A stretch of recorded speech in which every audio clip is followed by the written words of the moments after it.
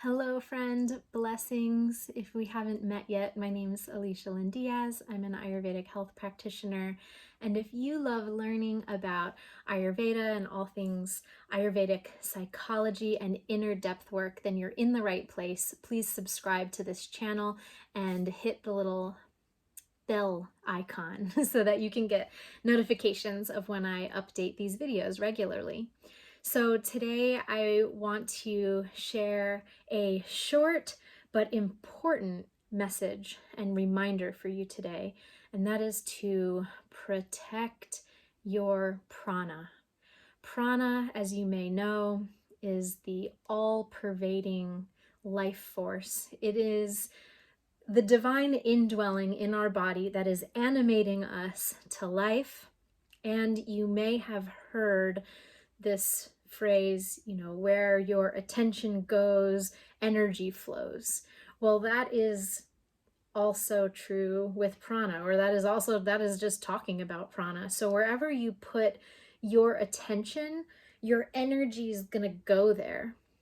So we have to be really careful, and not careful as a warning, although I do want to also warn you to not waste your prana. We're going to talk about that in a second. But we want to be really mindful and just aware. First and foremost, be the witness of your experience and notice, am I wasting prana? Where is my prana going? First of all, where does my attention go throughout any given day? Where is it going? Because that's where my energy is going into. So the number one biggest place, of course, that we waste prana is through our thoughts. So where does your mind go in any given day? That's huge, because we have tens of thousands of thoughts every second or every day. So you could sit, if you actually have a meditation practice and you sit, usually those first few minutes as you sit on the cushion are like busy, busy, busy, and you're supposed to just watch those thoughts pass on, pass by like a cloud. But we have to be in that awareness, not only on the cushion or on the yoga mat, but throughout every movement of your life, every movement of your day. And so wherever your thoughts go, your prana is also going. So you have to hold it close. Don't let your energy dissipate. Now, also sometimes, just on the topic of thoughts, sometimes, and some of the people I work with in my practice in Ayurveda, there's a lot of, we do a trauma-informed approach, and so sometimes there are invasive thoughts, like there's past pains, past experiences that someone has had, whether they label it as a trauma or not. There's just past pains, emotional states, or even kind of flashbacks of memories that will sometimes hijack the nervous system. And sometimes even in your yoga practice, because our tissues store our experiences and our emotions can be kind of stuck in our fascia. So when we move a certain way, we get flooded. And so what do we do then when our prana is, going to these places? So it's important that we protect our prana, hold it close to us, and realize that we don't have to be a victim to all the places that it kind of leaks out, so to speak. So we need to train our mind, train our thoughts, just like we would train a dog, quite frankly. We want to encourage the dog with treats and with positive feedback and rewards for the things that are supportive. And then the actions that the dog does that are unsupportive, we want to lure it back with the treats. The treats in Ayurveda are mantras and different types of practices that we do to help bring the mind in an avenue where the prana is directed into the higher realms, into something that's more supportive for you, not something that's going to drain your energy. So where are the places that we typically waste prana? You know, if it's mainly in our thoughts, then what are we doing that is causing our prana to drain away from us?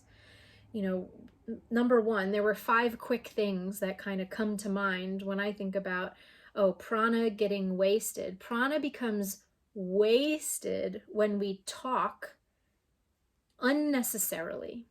Excessive talking. This is a very characteristic of a vata predominant person, or someone who has just high vata in their nervous system. They just say out loud everything that comes through their mind. It's really more refined way, we would say it's rajasic. The mind is rajasic, whether you're vata, pitta, or kapha person. Anything that comes to mind is just blurted out. So you'll notice if you're around certain people like that, I mean, you might be one of those people sometimes, and you notice like your tendency, you're like, and there's a part of you that's like, I don't know why I just keep talking, but it just keeps coming out. There's anxiousness or there's whatever. Or you'll notice if you're around someone that excessively talks, it can start to feel overwhelming. And that's because prana is just leaking out, at least through this lens. So excessive talking. In this case, try to have a little bit of a filter. Be like, do I need to say this out loud right now? Or can I just be with it and hold it? Or can I redirect my mind to mantra, to something that's more replenishing of my prana? In Ayurveda, we do a lot of Sanskrit mantras, which you can find on other videos in my YouTube channel. Just repetitive mantras actually brings your mind into a higher place. It also puts boundaries, like these bumpers on your mind, on your thoughts. Like, have you ever gone bowling? You know, those bumpers they put in the thing, so it's like the ball can't go anywhere but down the middle of the thing to the pins. And it's like we sometimes need those little bumpers for our mind if we want to keep our prana close and keep it kind of protected. So the first thing is not wasting prana through excessive talking. Basically doing what I'm doing right now. Except that I don't feel like I'm wasting prana. I feel like this is very rejuvenating because I'm trying to bring your mind into a higher place. So being deliberate with your speech is also another way. It doesn't all have to be withheld. I'm by no means saying repress your expression. I'm just saying have a filter of like, is this the time and place and circumstance to say this out loud? How will my, sharing of what I'm sharing affect the other people around me? Is there another way I can share this if I need to process, like such as writing it down or talking to nature or that kind of thing? So just recognizing excessive talking will deplete prana.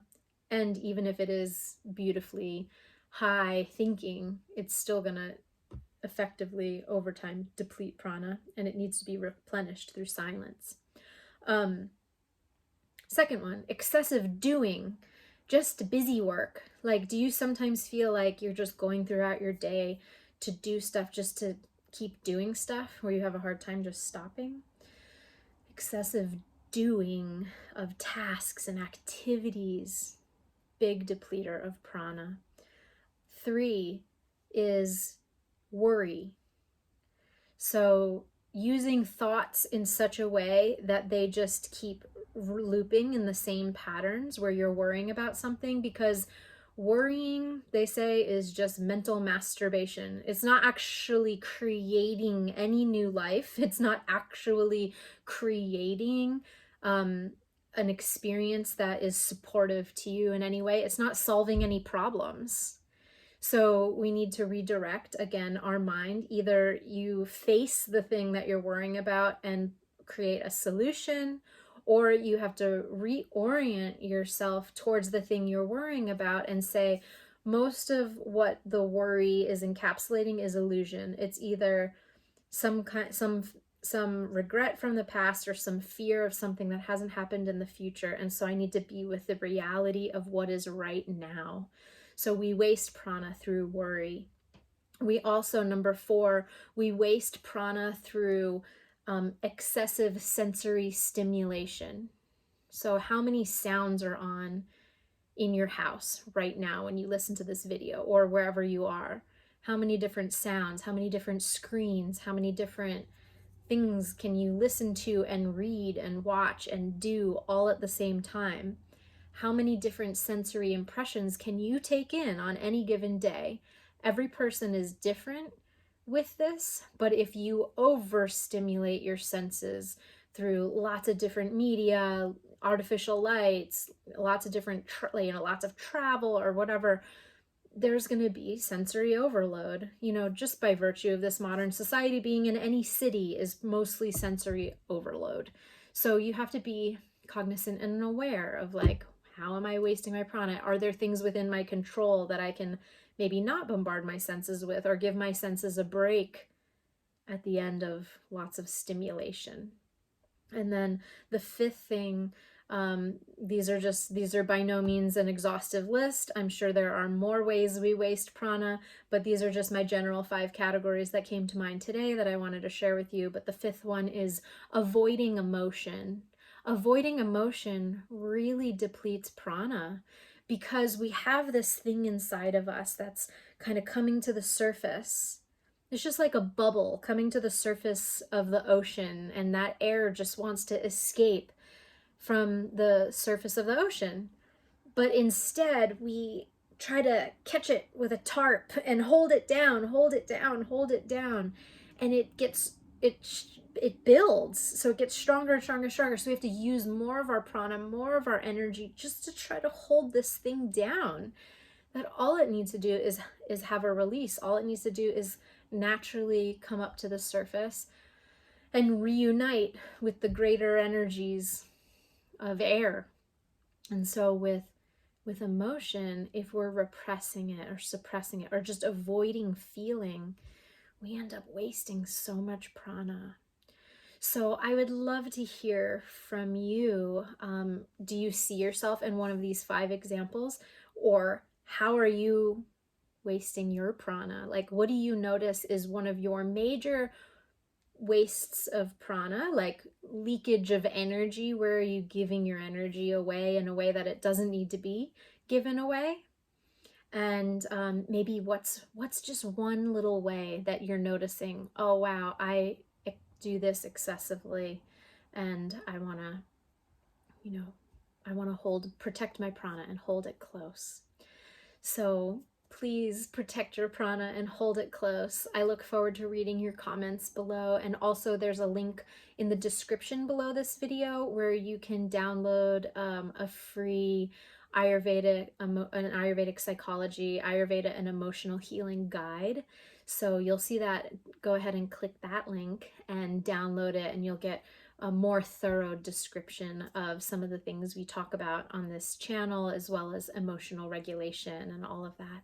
So lots of love to you. Thanks for being here with me today, and I'll see you on the next video. Blessings. Hari Om.